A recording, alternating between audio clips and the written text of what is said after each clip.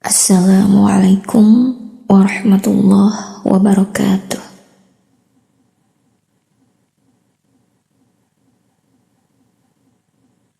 A'udzu billahi as-sami'il 'alim minasy syaithanir rajim. Bismillahirrahmanirrahim.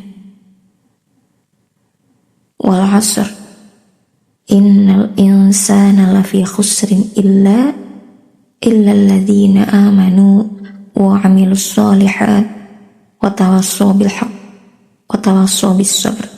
Sadaqallah.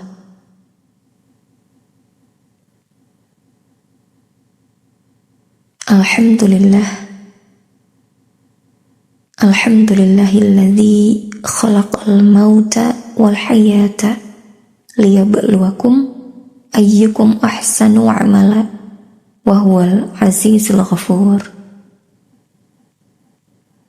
Alhamdulillahilladzi anzalas sakinah fi qulubil mu'minin liyajdadu imanan ma'a imanihim.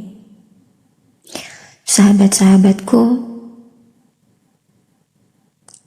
pagi di subuh hari, qabla subuh malah, saya ingin membahas tentang pandangan cinta kepada Allah ya. Paradigma mencintai Tuhan, mencintai Allah. Sebelum mengatakan ini, sempat yang saya ingat adalah kelahiran seorang wanita mulia pada zaman dahulu kala di kota Basrah, negara Irak ya. Basrah itu dia perbatasan paling dekat dengan Saudi Arabia. Jadi kalau dari Arab mau ke Irak itu lebih jauh. Dari Arab ke Baghdad itu lebih jauh daripada dari Arab ke Basrah, karena Basrah itu dekat perbatasan. Kan tempelan itu kan, Irak di atasnya Saudi Arabia. Wanita mulia ini lahir di kota Basrah. Dialah peletak dasar mahabbah ya, mahabbatullah, cinta kepada Allah. Wanita mulia ini bernama Rabiah. Jadi yang mau kita bahas cintanya dulu, apa kelahirannya dulu. Sedikit tentang kelahirannya ya, setelah itu kita bahas tentang cinta kepada Allah. Rabiah ya, nama lengkapnya sebetulnya Rabiah binti Ismail ya. Ini dari garis keturunan Sayyidina Ali ibni Abi Thalib. Rabi'ah Al-Qais Al-Adawiyah Basri binti Ismail. Sempat bersedih bapaknya ketika bapaknya menamai bayi kecilnya dengan Rabi'ah ya. Lalu maksud dari Rabi'ah itu apa? Rabi'ah adalah artinya 4 ya, arba'atun. Karena memang ini adalah putri keempat ya. Beliau itu putri keempat dari seorang ayah bernama Ismail.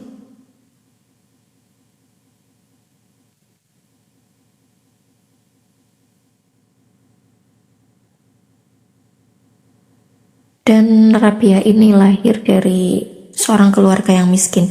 Mohon maaf karena saya tidak di awangan aja ini ya, nggak nyanding buku. Karena saya sempat baca buku kemudian mengingat apa yang saya sampaikan ini. Mohon maaf kalau ada yang keliru. Mengingat apa yang saya baca dan apa yang saya pelajari. Dan setelah membaca buku itu kebetulan saya menonton filmnya. Jadi saya bandingkan antara sejarah yang ada dalam buku dan sejarah yang ada di dalam film ya. Difilmkan ini.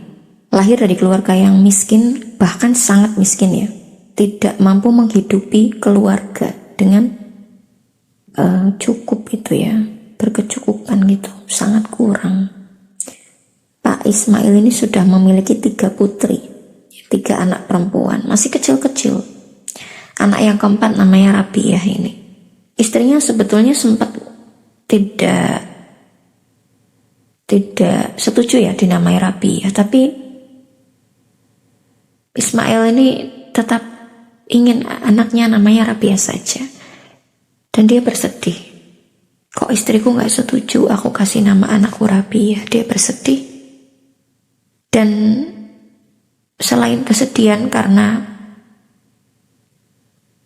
namanya itu istri tidak setuju, dia juga bersedih hati karena bagaimana aku akan menghidupi bayi kecil ini ketika aku tidak memiliki harta apapun, ketika berada dalam duka pasca kelahiran putrinya. Ismail bermimpi bertemu dengan Rasulullah Muhammad SAW, dan Rasulullah bersabda ya, menyampaikan pesan kepada Ismail, janganlah engkau bersedih, anakmu ini, putrimu ini akan menjadi wanita mulia kelak. Aku memerintahkan kepadamu untuk menuliskan surat yang harus kau kirimkan kepada Gubernur Basrah waktu itu ya. Apa isi surat ini? Isi surat ini adalah perintah dari Rasulullah untuk Gubernur Basrah terkait dengan denda ya. Jadi Gubernur Basrah itu biasa melakukan qiyamul lail, sholat malam setiap hari sebanyak 100 rakaat. Ya, satu malam itu 100 rakaat ya. Kalau kita pikirkan gubernur mana ya zaman sekarang yang qiyamul lailnya 100 rakaat. Saya nggak tahu kalau pemimpin di Saudi Arabia, imam-imam di Timur Tengah,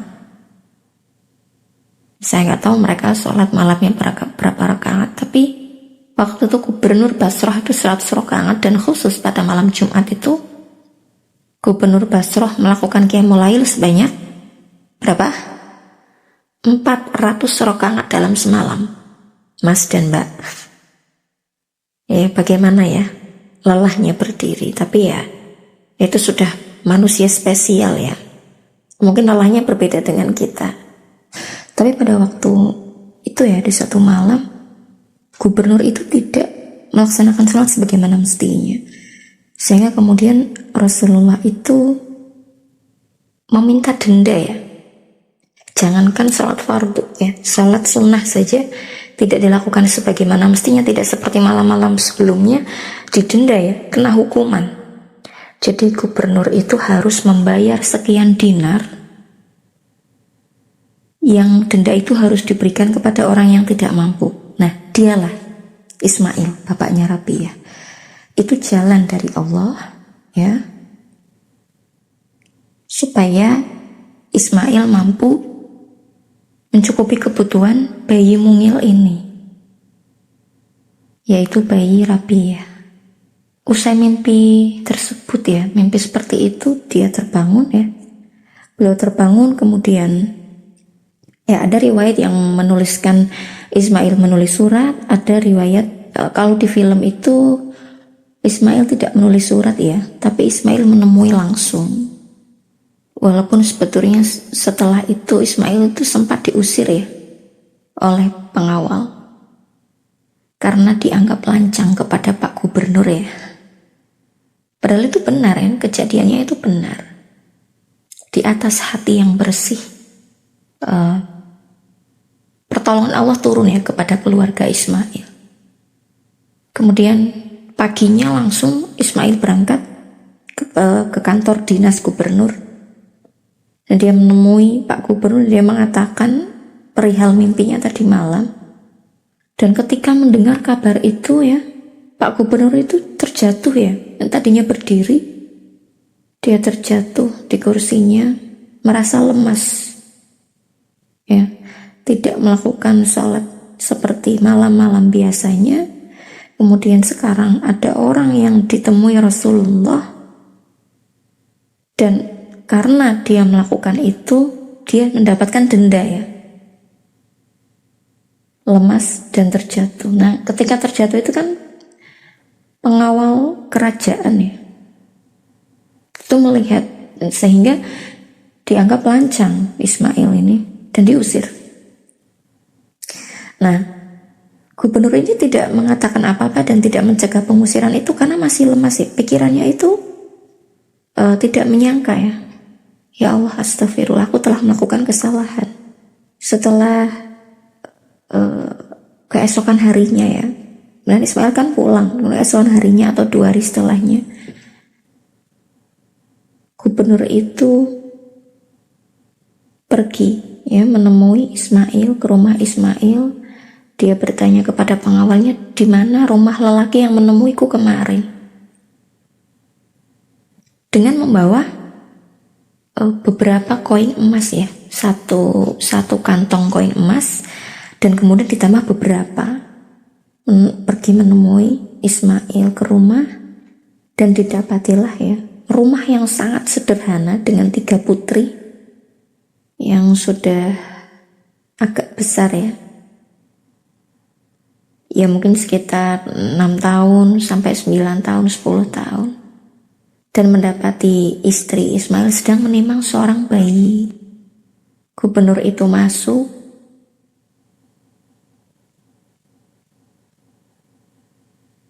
dan di dalam rumah gubernur itu membenarkan perkataan Ismail. Kau benar dan denda ini memang harus aku bayarkan. Kemudian apa? Mencium ya. Gubernur itu mencium kening Ismail. Masya Allah. Ini sesama orang soleh ya. Ya Allah, melihat itu terenyuh ya perasaan. Sesama kekasih Allah. Walau yang satu bukan dari kalangan terpandang ya kan, bahkan sangat fakir ya, sangat-sangat miskin. Yang satu seorang imam ya, amir suatu daerah. Diberikannya lah ya sekantong koin emas ya, mungkin kalau dulu itu namanya dinar ya, dan beberapa koin emas dia berikan kepada istrinya, istri Ismail, dan 3 putri Ismail. Dan dia mendoakan juga supaya bayi kecil yang sedang ditimang oleh istri Ismail itu kelak betul-betul menjadi wanita mulia. Dan sempat digendong oleh beliau ya. Beliau menggendong Rabiah, kemudian menciumnya juga. Dan setelah acara mereka selesai, pertemuan itu selesai, gubernur itu kembali pulang ke kantor dinasnya, ke rumahnya. Hari demi hari, ia menggunakan uang tersebut.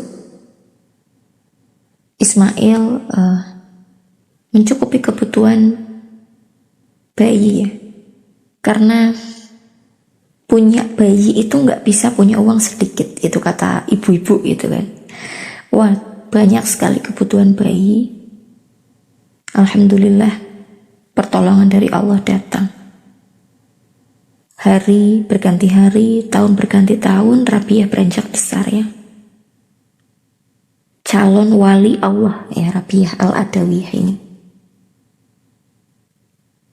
yang kelak menjadi letak dasar mahabbatullah. Mahabbatullah. Hub itu cinta. Sedikit ya, atau sekilas tentang kelahiran wanita mulia ini. Saya tidak akan membahas banyak, karena sepertinya kalau kita ingin membahas Rabiah lebih lanjut di pembahasan yang lain, yang kelahirannya akan saya ulangi lagi di pembahasan yang lain.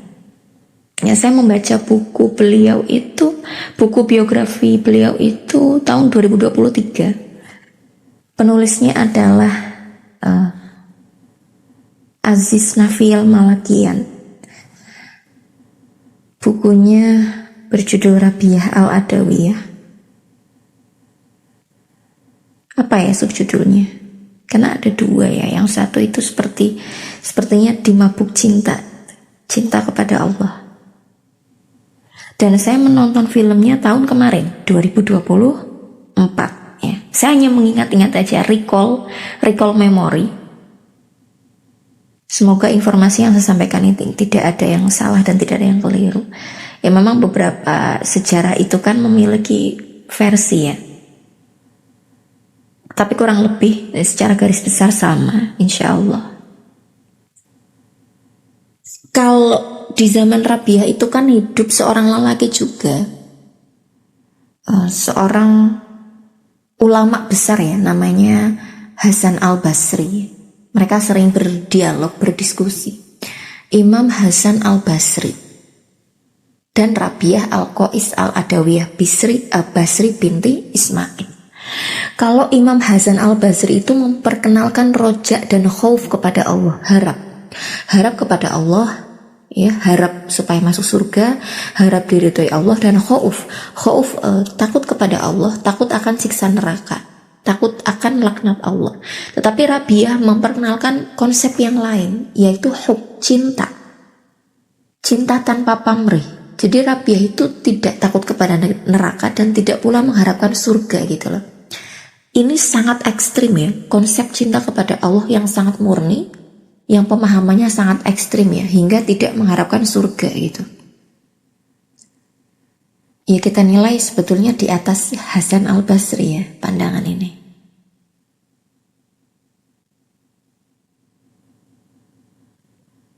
Sehingga kita bisa mengambil satu pelajaran ya. Mengapa kita mau melakukan sesuatu? Itu karena alasannya karena 3 hal. Satu, khauf, takut kena hukuman ya. Kenapa kita taat kepada syariat Islam? Satu, takut kepada hukuman. Itu takut kepada siksa neraka.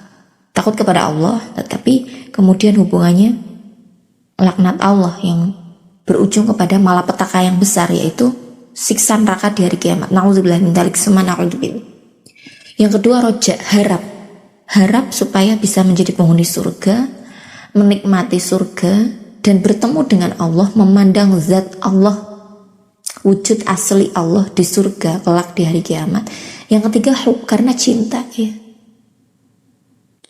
Nah, bagaimana kemudian kita bisa mencintai Allah? Ternyata mencintai Allah itu harus Allah duluan yang mendekat ya. Karena Allah berfirman yang artinya kamu tidak akan dapat menempuh jalan yang lurus itu kecuali dikehendaki oleh Allah. Maka sebaiknya kita berlatih bagaimana caranya mulai belajar mencintai yang kita tidak bisa lihat ya. Kita kan tidak bisa melihat Allah kan. Kita hanya bisa melihat ciptaan-ciptaan Allah. Langkah pertama adalah doa ya. Doa memohon supaya Allah mencintai kita.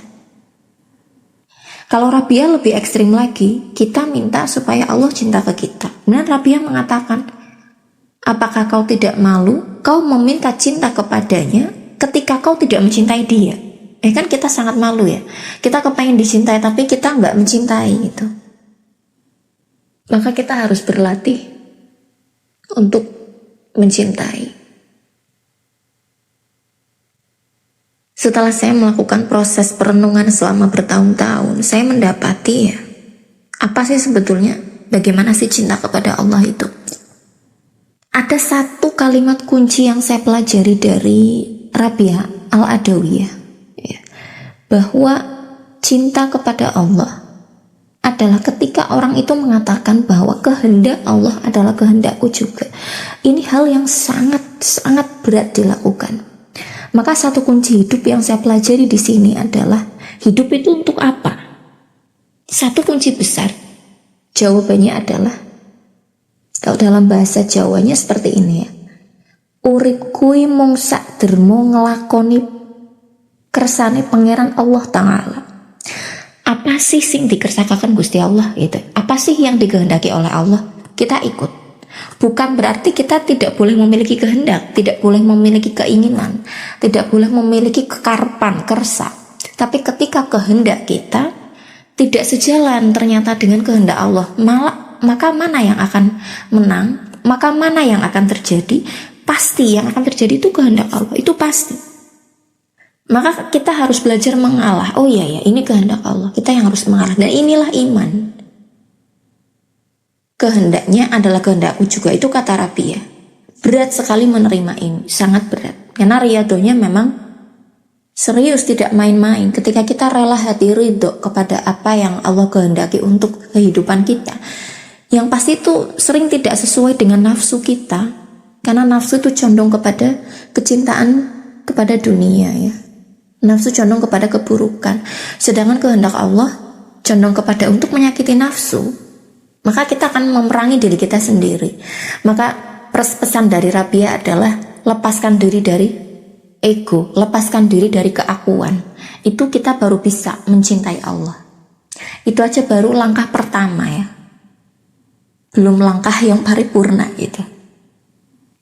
Maka ketika tadi di awal saya membacakan surat Al-Asr ya.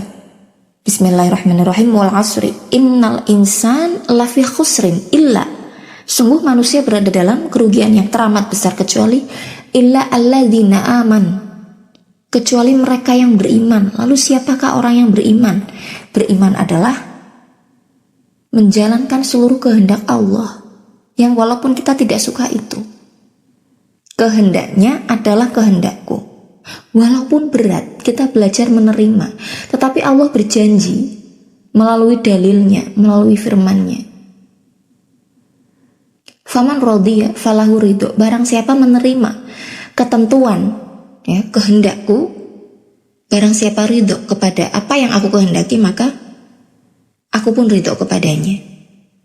Faman rodiya falahu ridho, belajar menerima. Setiap hamba yang beriman pasti mendambakan satu hal, yaitu dicintai oleh Tuhannya, yaitu Allah ya. Karena tidak ada Tuhan selain Allah di jagat raya ini. Sekali lagi, tidak ada Tuhan, tidak ada sesembahan yang patut disembah kecuali Allah Azza wa Jalla. Tidak ada. Tuhan yang lain hanya dibuat-buat saja. Cinta kepada Allah, cinta yang Allah turunkan kepada kita adalah sumber kebahagiaan paripurna, sumber kebahagiaan sejati dan keselamatan abadi setelah kematian pun iya. Maka kita awali dari memanjatkan doa.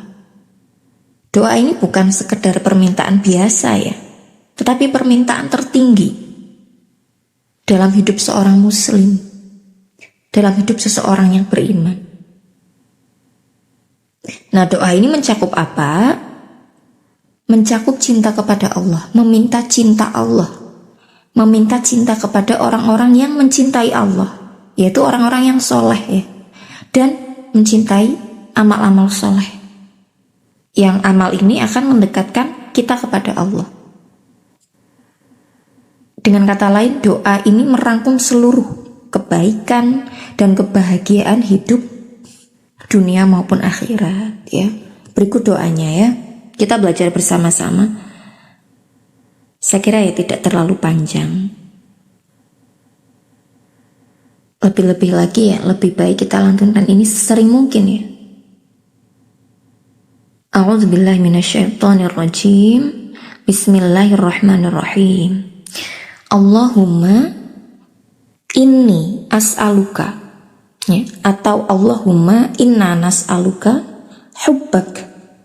hubbaka wa hubba may yuhibbuk wa hubba amali yuqarribuna ila hubbik. Oke. Terjemahnya ya. Allahumma, wahai Allah, duhai Allah, ya Allah, inni as'aluka, sungguh aku memohon kepadamu. Kalau kami misalnya imam ya, seorang laki-laki atau seorang bapak itu, suami, bapak, sholat, ngimamin istrinya, anak-anaknya. Inna nas'aluka, sungguh kami memohon kepadamu. Ya, kalau ini as'aluka itu aku, inna nas'aluka itu kami. Hubbak, kalau diwakafkan hubbak, cintamu. Wahubba, dan cinta, may yuhibbuk, orang-orang yang mencintaimu, orang-orang yang mencintai Allah, orang-orang yang soleh ya. Dengan kata lain, orang-orang yang soleh. Wahubba amalin, dan mencintai dan cinta kepada amal, yuqarribuni ila hubbak, yang mendekatkanku kepada cintamu. Jadi kita meminta supaya Allah cinta ke kita, supaya orang-orang soleh juga cinta ke kita, dan supaya kita mencintai amal-amal yang membuat Allah mencintai kita. Masya Allah. Doa yang powernya tinggi sekali ini menurut saya ya. Nah, doa ini ada dalam hadis riwayat Tirmizi. Nah, kalau sudah perkara nomor-nomoran saya harus nyontek. Hadis riwayat Tirmizi nomor 3235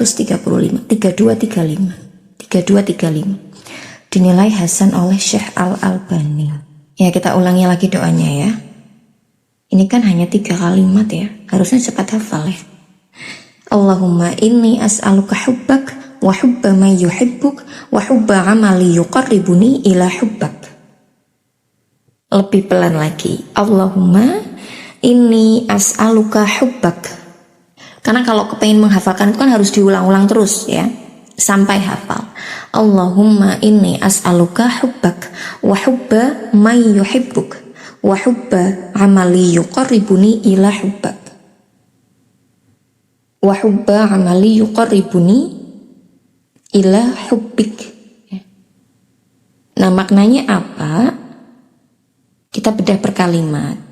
Allahumma inni as'aluka hubbak. Ini adalah permintaan tertinggi. Permintaan tertinggi, mendapatkan cinta dari Allah. Gimana sih kalau Tuhan tuh udah cinta tuh gimana?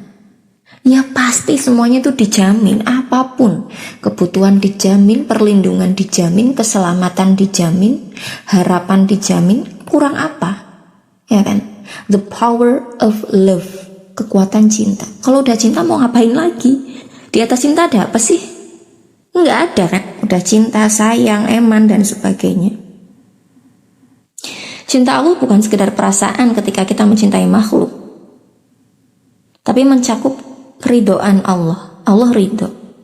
Rahmat Allah, kasih sayang Allah, bimbingan Allah, petunjuk Allah, dan perlindungan dari Allah, baik perlindungan hidup di dunia maupun di hari kiamat nanti, di akhirat ya, setelah kematian dan di hari kiamat.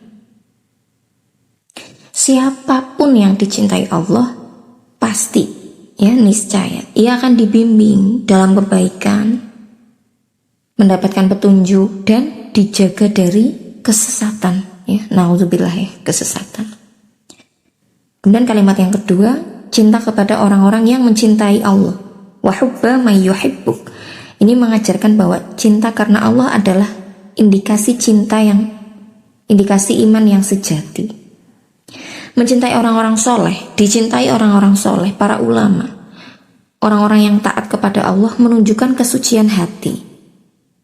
Sebaliknya, membenci ulama adalah tanda kelemahan iman. Orang soleh kan mencintai Allah, dicintai Allah. Kok kita membenci mereka, berarti kan kita tidak beriman kepada Allah ya. Jadi jalurnya itu Allah, tujuannya Allah. Siapa sih yang cinta ke Allah? Saya cinta ke dia. Dan saya mengharapkan cinta dari siapa? Mengharapkan cinta dari orang yang cinta kepada Allah, itu kan. Nah, barang siapa menjelek-jelekan Allah, ya kita marah kepada dia, kan begitu. Logikanya kan begitu.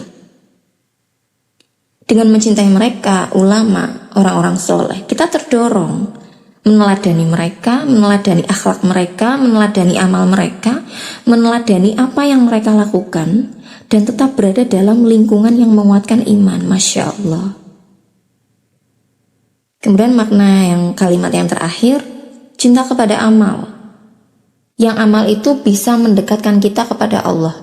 Jarak kita dengan Allah semakin dekat, semakin dekat, semakin dekat. Ya. Semakin qorib, semakin qorib, semakin qorib. Qorib itu kan dekat, teman qorib, teman karib, teman akrab, teman dekat. Nah, kenapa kaitannya dengan amal? Karena kita cinta kan butuh pembuktian. Ya, masa cinta ngomong doang kan nggak mungkin ya. Cinta butuh pembuktian. Cinta yang benar butuh bukti, butuh usaha, butuh effort. Maka kita meminta kepada Allah agar hati kita mencintai amal, senang beramal, senang beribadah.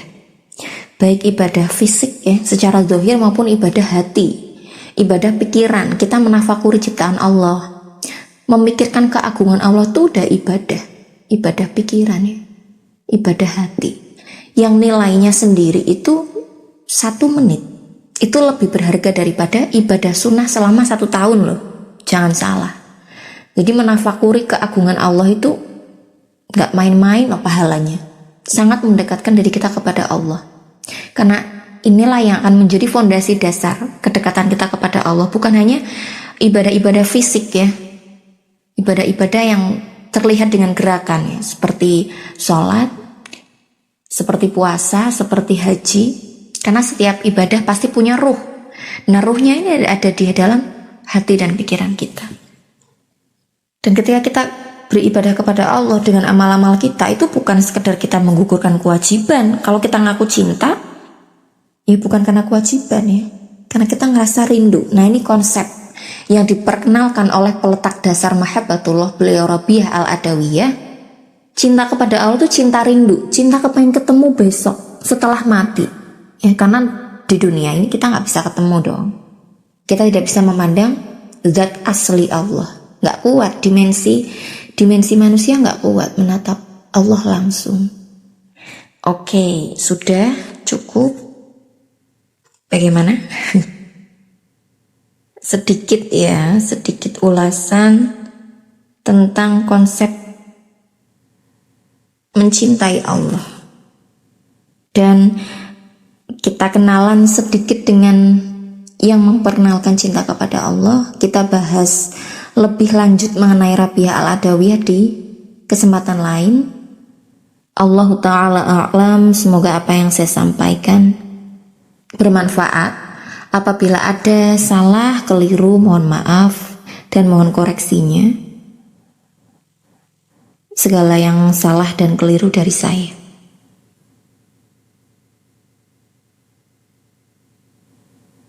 Hadzanallah wa iyyakum lima yuhibbu wa yarda.